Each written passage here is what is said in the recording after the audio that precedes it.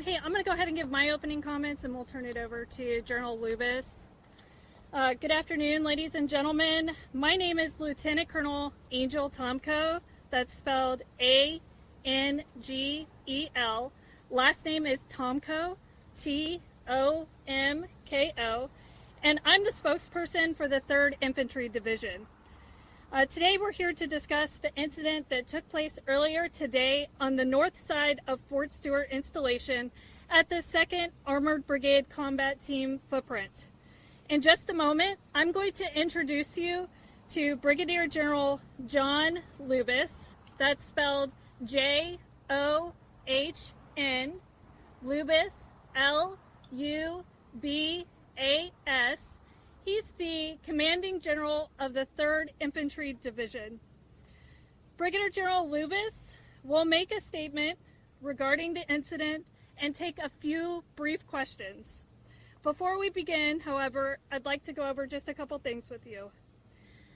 We have limited time for questions given that this is an ongoing investigation, and we may not have all the information that we can share, but we will try to be as transparent as possible. We will not release the name of any victims until the next of kin notification has been complete. We will not speculate as to any intentions, motives, or backstories, given that this is an ongoing investigation. When you ask your questions, we ask that you please give your name and the affiliation in case we need to do a follow-up. And it's a little hard to hear, so please speak up so that General Lubis can hear you and that you can hear him. Thank you, ladies and gentlemen. I will now turn it over to General Lubis.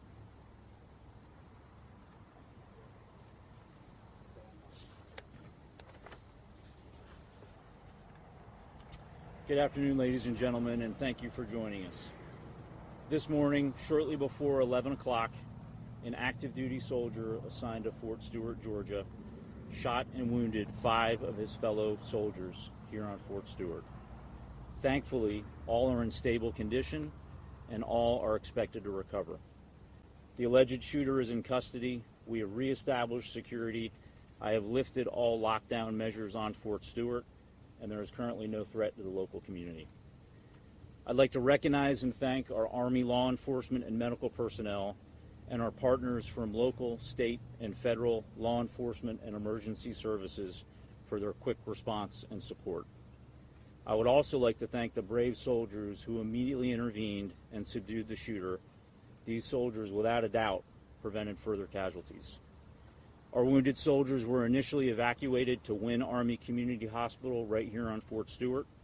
All arrived in stable condition, and 3 of the 5 required surgical intervention. 2 have been transported to Memorial Hospital in Savannah, Georgia for additional care. We have identified the alleged shooter as Sergeant Cornelius Radford, an automated logistics sergeant assigned to 2nd Brigade Combat Team.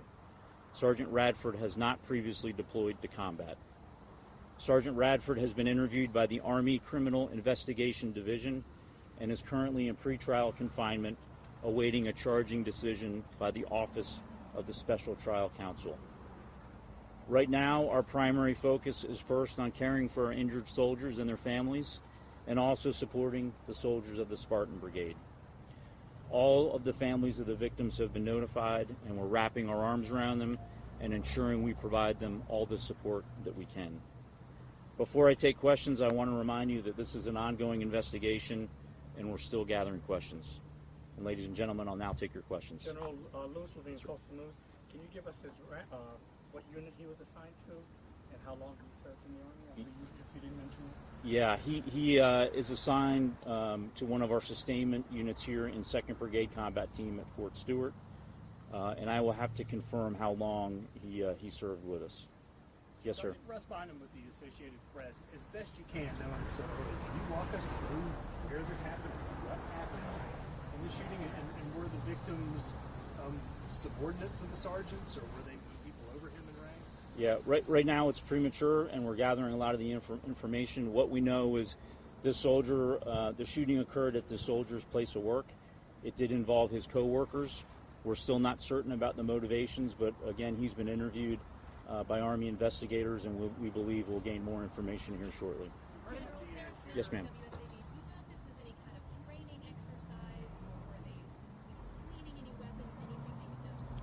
No, ma'am. We don't have any reason to believe it had anything to do with a training event.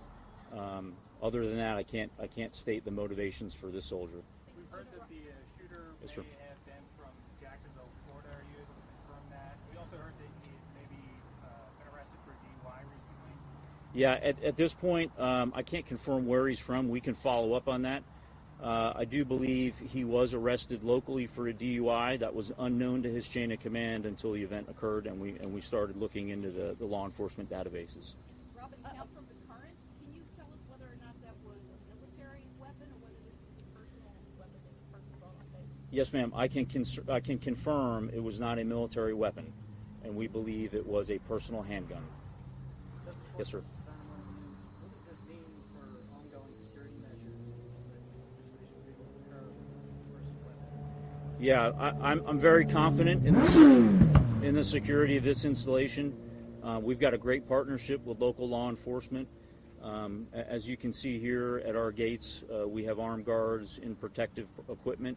This one's a bit difficult, and we're going to have to determine how he was able to get a handgun to his place of duty. WJCL News for Jack. Has the suspect had any prior disciplinary or behavioral issues on base? No, ma'am, not that we're aware of. But again, it's early in the investigation, but not that I'm currently aware of.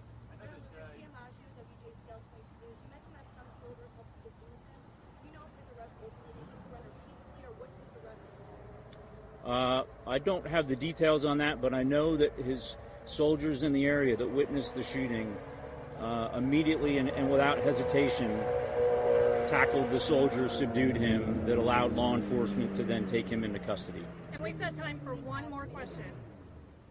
I know that you can't speak to the motivation, but if this turns out to be some situation where somebody had extremist beliefs or maybe classified as a terrorist attack, I mean, how does that change the basis response and the basis investigation moving forward? Yeah, currently we have no reason to believe any of that is the case. However, we continuously assess the threat environment, both in the immediate area and across our Army and DoD installations, and we will address the threat level accordingly. Do you have the rank of the shooter? Yes, sir. He was a sergeant.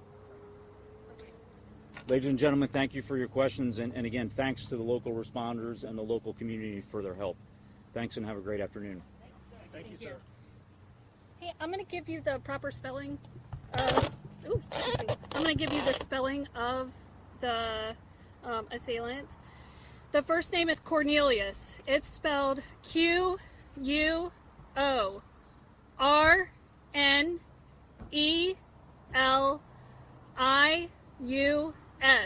Last name is Radford. R-A-D-F-O-R-D.